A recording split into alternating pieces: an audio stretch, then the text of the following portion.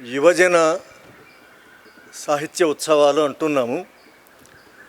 నిజానికి దేశమంతా ఉత్సవ వాతావరణంలో కాకుండా దేశమంతా రక్తపాత వాతావరణంలో కొనసాగుతూ ఉన్నది. దేశమంతా దుఃఖంలో కొనసాగుతూ ఉన్నది. దేశాన్నంతా విషాదం ఆవరిస్తూ ఉన్నది. మనం ఏ అస్తిత్వాల గురించి అయితే ఇక్కడ మాట్లాడుతున్నామో ఆ అస్తిత్వాలన్నింటినీ తుడిచిపెట్టడానికి రాజ్యం దేశం మీద ఒక బుల్డోజర్ని ముందుకు తీసుకుపోతూ ఉన్నది. ఆ సందర్భంలో మనం ఇక్కడ మాట్లాడుకుంటూ ఉన్నాం. చాలా విషాదకరమైన సందర్భం ఇది. మనం ఏం రాస్తాము, అందులోని మెలకువ ఏమిటి, అందులోని నైపుణ్యం ఏమిటి, ఎంతైనా శిక్షణ తీసుకుందాం. కానీ మనకు కలగవలసింది, మనం ఏ పీడిత అస్తిత్వాల గురించి అయితే ఆరాటపడుతూ ఉన్నామో ఆ పీడిత అస్తిత్వాలు అత్యంత ప్రాచీనమైన భారతదేశ చరిత్ర నుంచి తుడిచిపెట్టుకుపోయే సందర్భంలో మనం ఇక్కడ నిలబడి ఉన్నాం. వాళ్ళు ముస్లింలు కావచ్చు, వాళ్ళు ఆదివాసులు కావచ్చు, వాళ్ళు దళిత బహుజనులు కావచ్చు, ఈ అన్ని సమూహాలలో ఉండే మహిళలు కావచ్చు. వాళ్లకు ఎవరైతే చరిత్రను నిర్మించారో వాళ్లకు చరిత్ర లేకుండా చేయడానికి ఆధిపత్య శక్తులు ప్రయత్నం చేస్తూ ఉన్నాయి. మిత్రులారా, చాలా విషాదకరమైన, చాలా దుఃఖకరమైన కాలంలో మనం జీవిస్తూ ఉన్నాం. మన సాహిత్యానికి ఇంతకంటే మార్గదర్శకత్వం అక్కర్లేదు. మన సాహిత్యానికి ఇంతకంటే పదును అక్కర్లేదు. మన సాహిత్యానికి ఇంతకంటే చూపు అక్కర్లేదు. ఈ చనిపోతున్న, ఈ నెత్తురోడుతున్న, ఈ అంతరించిపోతున్న మానవుల పట్ల ప్రేమను ప్రకటించడమే సాహిత్యం. ఈరోజు ఈ మనుషులను నిర్మూలించడానికి, ఈ మనుషులను ధ్వంసం చేయడానికి వాళ్ళు నిర్మించిన సంస్కృతిని, నాగరికతను, భాషను, సాహిత్యాన్ని తుదముట్టించడానికి జరుగుతున్న ప్రయత్నం ఏదైతే ఉందో ఆ ఆధిపత్య శక్తుల పట్ల ఆగ్రహం ప్రకటించడమే ఈరోజు సాహిత్యం కర్తవ్యం. ఆధిపత్యాన్ని గుర్తించనంత వరకు, ఆధిపత్యం ఎంత అమానుషమైందో గుర్తించినంత వరకు చరిత్ర మనకు అర్థం కాదు. ప్రజలు చరిత్రను నిర్మిస్తారని మనం అంటాం, కానీ నిజానికి ఈ చరిత్ర ఎన్ని అగర్తలు దాటిందో, ఎన్ని నెత్తుటేరులు దాటిందో, ఎంత హింసను అనుభవించి ఇక్కడి దాకా కొనసాగిందో మనకు తెలియాలి అంటే ఆధిపత్యం ఎంత చెలరేగింది అసలు చరిత్ర పొడవునా కూడా.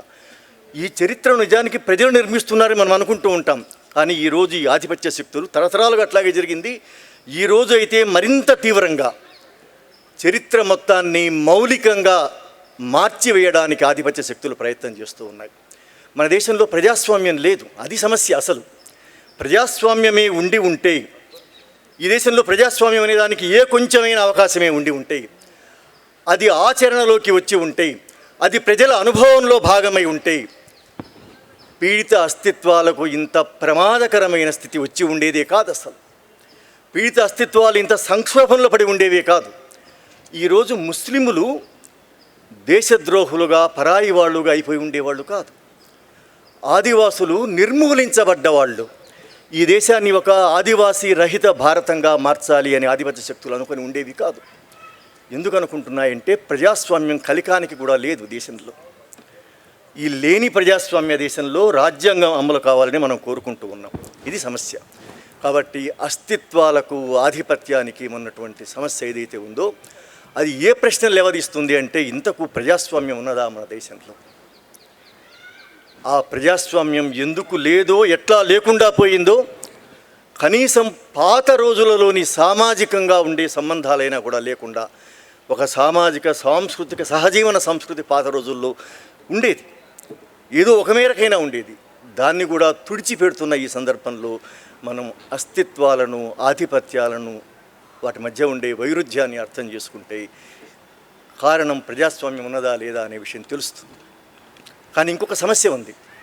అది ఏమిటంటే, మనం ఏ పీడిత అస్తిత్వాల గురించి మాట్లాడుతూ ఉన్నామో ఆ పీడిత అస్తిత్వాల మధ్య కూడా పెద్ద గోడలు ఉన్నాయి మిత్రులారా. అది మర్చిపోవడానికి వీల్లేదు. మనం గోడలు కూలగొట్టాలి అనుకుంటూ ఉన్నాం. నీకు నాకు మధ్య సమాజంలో ఎన్ని చోట్ల ఎన్ని రకాల గోడలు ఉంటే అన్ని గోడలను కూలగొట్టాలనుకుంటూ ఉన్నాం. కానీ గోడలు మనం ఈరోజు ఏ అస్తిత్వ తాత్విక భూమిక మీద నుంచి, సాంస్కృతిక భూమిక నుంచి మాట్లాడుతూ ఉన్నామో అట్లాంటి పీడిత అస్తిత్వాల మధ్య గోడలు మొలిచి ఉన్నాయి. ఇవి ఎవరో పెట్టినవి కూడా కాదు. అస్తిత్వ భావనలోనే నిజానికి గోడలు ఉన్నటువంటి ఒక స్థితి ఉన్నది. ఎందుకంటే అస్తిత్వం అంటే అర్థం ఏమిటంటే నేను, మీరు, నేను కాని ఇతరులు, లేదా ఇతరులు కాని నేను.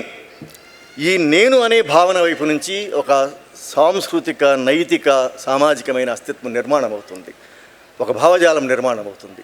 ఆ నేను కోసం, ఆ నేను ఉన్నటువంటి సమూహం కోసం మనం ప్రయత్నం చేస్తూ ఉంటాం. అది ఒక వ్యక్తీకరణ పొందాలి అనుకుంటూ ఉంటాం.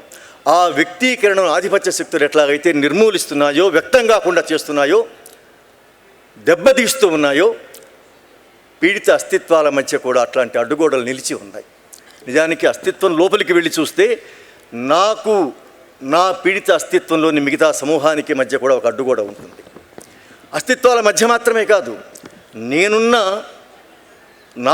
నేనున్న అస్తిత్వ సమూహానికి మధ్య కూడా ఒక గోడ ఉంటుంది.